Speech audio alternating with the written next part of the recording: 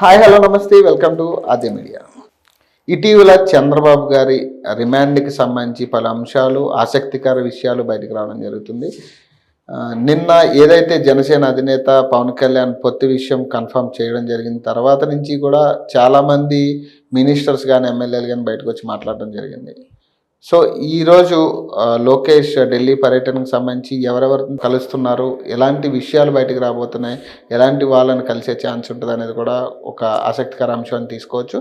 అలాగే జగన్మోహన్ రెడ్డి గారు ఈరోజు వైజాగ్ మెడికల్ కాలేజ్ ఆవిష్కరణకు సంబంధించి ఆయన మాట్లాడడం జరుగుతుంది. ఆయన ఏం మాట్లాడతారు అనేది కూడా ఒక అంశంగా తీసుకోవచ్చు. సో ప్రస్తుతం వీటన్నిటి గురించి ప్రస్తుతం మనతో మాట్లాడడానికి పొలిటికల్ అనలిస్ట్ ఎమ్మంది రామారావు గారు ప్రస్తుతం మనతో ఉన్నారు. ఆయనతో మాట్లాడి మరిన్ని విశేషాలు అయితే తెలుసుకునే ప్రయత్నం చేద్దాం. నమస్తే సార్. నమస్తే అండి. సార్, మనం మాట్లాడుకున్నదే ఎప్పటి నుంచో మన ఈ అంశం గురించి మాట్లాడుతూనే ఉన్నాం. కొత్తగా ఇందులో వచ్చింది ఏంటంటే ఈ పొత్తు అంశం అనేది బాగా చర్చ అవుతుంది. నిన్న కూడా చాలా మంది మినిస్టర్లు బయటకు వచ్చి వైసీపీ నుంచి రకరకాల విషయాల గురించి మాట్లాడడం జరిగింది. వ్యతిరేకంగా పర్సనల్ దీన్ని కూడా టచ్ చేయడం జరిగింది. సో మీరేమంటారండి, ఈ పొత్తు అంశం అనేది మీకు ఎలా అనిపిస్తుంది? పొత్తు అంశాలు సరైన టైంలో ఆయన ప్రకటించారండి.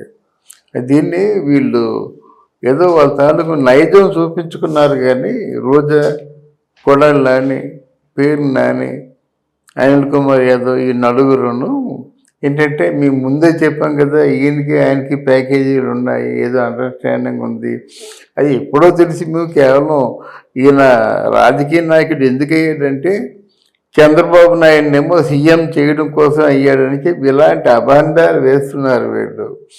అది వీళ్ళు తిప్పి కొట్టవలసినటువంటి అవసరం ఉంది. వీళ్ళెవరు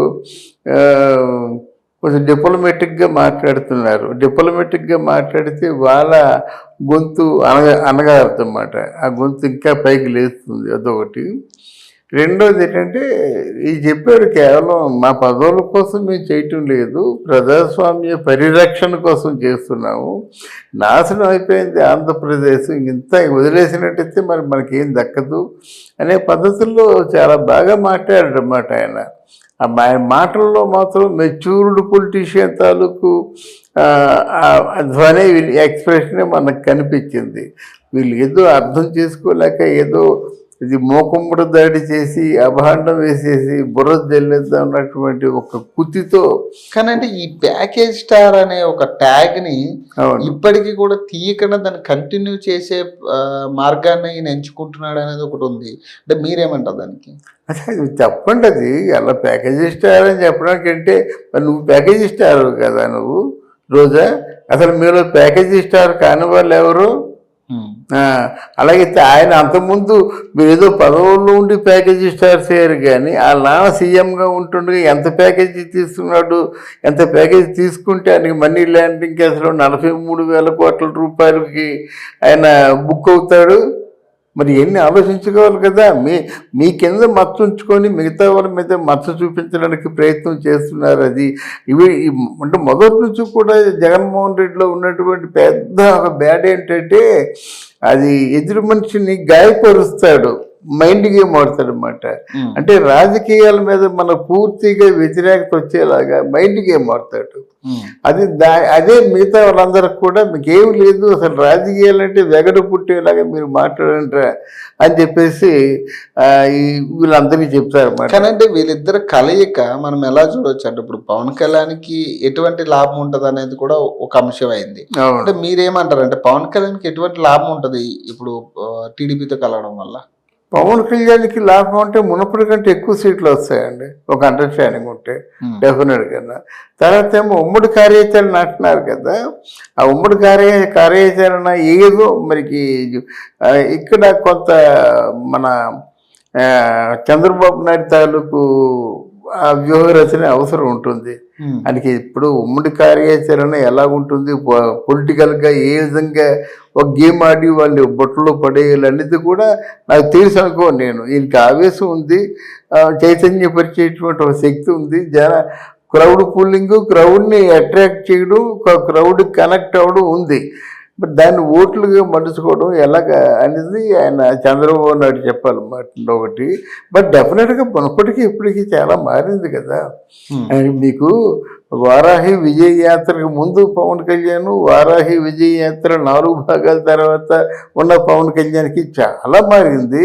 ఆయన ఇప్పుడు మన చంద్రబాబు నాయుడిని అరెస్ట్ చేసిన తర్వాత ఇది only hero in the H of Andhra Pradesh అయిందన్నమాట. ఎవరు ముందుకు వచ్చారు చెప్పండి? ఎవరు రోడ్డు మీద పడుకున్నారు చెప్పండి? ఎవరు ఇది పాకిస్తానా, మీకు వీసా కావాలా, మా పాస్పోర్ట్ కావాలని నిగదీసి అడిగే వాళ్ళు ఎవరున్నారు చెప్పండి? కానీ అలాగే ఇప్పుడు ఎవరైతే క్యాడర్ ఉన్నారో, ఇప్పుడు అటు జనసేన క్యాడర్ కానీ టీడీపీ క్యాడర్ కానీ ఇప్పటి వరకు కూడా 2 పార్టీలు విడిగానే ఉన్నాయని చెప్పేసి కొంతమంది వచ్చి పాల్గొన్న వాళ్ళు చాలా మంది ఉన్నారు జనసేన పార్టీ కానీ. మరి ఈ క్యాడర్ ఒప్పుకుంటుందా? అప్పుడు అధినాయకత్వం ఓకే అయినా కూడా ఈ క్యాడర్ అనేది ఎంతవరకు మళ్ళీ వీళ్ళ వెనకాల వచ్చే ఛాన్స్ ఉంటుంది మరి కలిసిన తర్వాత? అదే కదా వీళ్ళు తెలుగుదేశం మన వైసీపీ పార్టీ వాళ్ళు చేస్తుంది అదే కదా. మిమ్మల్ని హోల్సేల్గా ఇల్లు అమ్మేస్తున్నాడు, జెండాలు మూసే వాళ్ళందరినీ, జనసేన జెండాలు మూసే వాళ్ళందరినీ కూడా తెలుగుదేశం పార్టీకి అమ్మేస్తున్నాడు అని రెచ్చగొడుతున్నారు అన్నమాట. ఇక్కడ వీళ్ళని అంటే జనసేన పార్టీ వాళ్ళు అర్థం చేసుకొని వైఎస్ఆర్ పార్టీకి సరైన రిటార్డ్ ఇవ్వాల్సిన అవసరం ఉంది. రెండోది ఏంటంటే వైఎస్ఆర్ పార్టీలో ఉన్నటువంటి కార్యకర్తల కంటే మన జనసేన పార్టీలో ఉండే కార్యకర్తలకి ఒక మంచి వాగ్దాటి ఉంది, ఒక సిద్ధాంత పరంగా మాట్లాడతారు, తర్వాత ప్రోటోకాల్ ఎక్కడ మిస్ అవ్వరు అన్నమాట వాళ్ళు. అందువల్ల ఒక డీసెన్సీ ఉంది కనుక ఇప్పుడు పవన్ కళ్యాణ్ మీద ఉన్న బాధ్యత ఏమిటంటే ఈ కారణాల చేత నేను చేయవలసి వచ్చింది అని ముందు తన జనసేన పార్టీలో ఉన్న కార్యకర్తలను కానీ జన సైన్యాన్ని కానీ తన వైపు అంటే మనసవాచ కర్మన తిప్పుకోవాల్సిన అవసరం కూడా ఉందండి. ఎందుకంటే వాళ్ళని స్పాయిల్ చేయడం కోసం ప్రయత్నం చేస్తారనమాట. అయితే అంత తేలిగ్గా స్పాయిల్ అయ్యేవాళ్ళు కాదు. అక్కడ జనసేన పార్టీ అధినాయకుడు ఏం చెప్పాడంటే, నేను ఇల్లు పిల్లలు అందరిని వదులుకున్నాను, నేను చావురేవో తెగించాను, నేను ఉంటే ఉంటాను పోతే పోతాను, నేను నాలాగా మీకు కూడా ఆ అభిప్రాయం ఉన్నట్టయితే నాతో ఉండండి, అయితే వెళ్ళిపోండి అని ముందే చెప్పాడు. కానీ అంటే ఆ మాట కూడా అంటే ఉంటే ఉండండి లేకపోతే వెళ్ళింది అన్న తర్వాత కూడా చాలా మంది డిస్టర్బ్ అయ్యే ఛాన్స్ ఉంటుంది కదా. అంటే అదే డిస్టర్బ్ అవ్వలేదు అది అంటే పవన్ కళ్యాణ్ తాలూకు అదృష్టం ఏంటంటే పవన్ కళ్యాణ్ చెప్పింది నిజాయితీ పరుడు ఒకటే అనండి. ఎవరు ఇంతవరకు ఉన్నటువంటి రాజకీయ నాయకుల్లో ఎవరు సొంత డబ్బు ఖర్చు పెట్టారు అన్నది మా ప్రజల్లో బాగా వచ్చిందన్నమాట. చూడు, ఎవరు కౌలు రైతులు చచ్చిపోయినట్టయితే ఇంటి కుటుంబానికి 1,00,000 రూపాయలు చొప్పున ఇచ్చారంటే తక్కువ. అలాగే ఎప్పటంలో మొత్తం ఇళ్ళన్నీ కొట్టేసినట్టయితే మళ్ళీ బాగు చేసుకోమని ఇచ్చారు. తర్వాత ఎంతో మందికి ఏమో నిరుద్యోగులకి ఏంటంటే ఏదో బడ్డీలు పెట్టడం, దుకాణాలు పెట్టడం, జీవనోపాధి కలిగించడం ఇలా చేస్తూనే ఉన్నాడు అన్నమాట. తన జేబులోంచి డబ్బులు తీసేస్తున్నాడు. తర్వాత మొన్న విశాఖపట్నంలో వాడెవడో ఈ జనసేన పార్టీ సింపదైజరు మున్సిపాలిటీ వెహికల్లో వెళ్తూ వాడు జస్ట్ జనసేన పార్టీ జనవాణి కార్యక్రమం ఉందని అనౌన్స్ చేశాడు. అనౌన్స్ చేసినట్టయితే ఏం చేశారు, ఆయన్ని ఉద్యోగంలో తీసేశారన్నమాట. అంత ఒక కుట్రదారులు మాట మన వైఎస్ఆర్ పార్టీ వాళ్ళు. దానికి వెంటనే ఏం చేశారంటే ఆయనకి పిలిచి ఒక 50,000 రూపాయలు ఇచ్చి తటస్థంగా మీ ఫ్యామిలీని ఆదుకో, మళ్ళీ నీకు జీవనోపాధిని కల్పించే బాధ్యత నాది అని చెప్పాడు. ఇటువంటి కొన్ని అంటే ఆ కార్యాచరణ ఆ తాలూకు ఆయన భరోసా ఇవ్వడం చూసిన తర్వాత జనాలకు గట్టి నమ్మకం ఒకటి ఏర్పడింది. Thank you.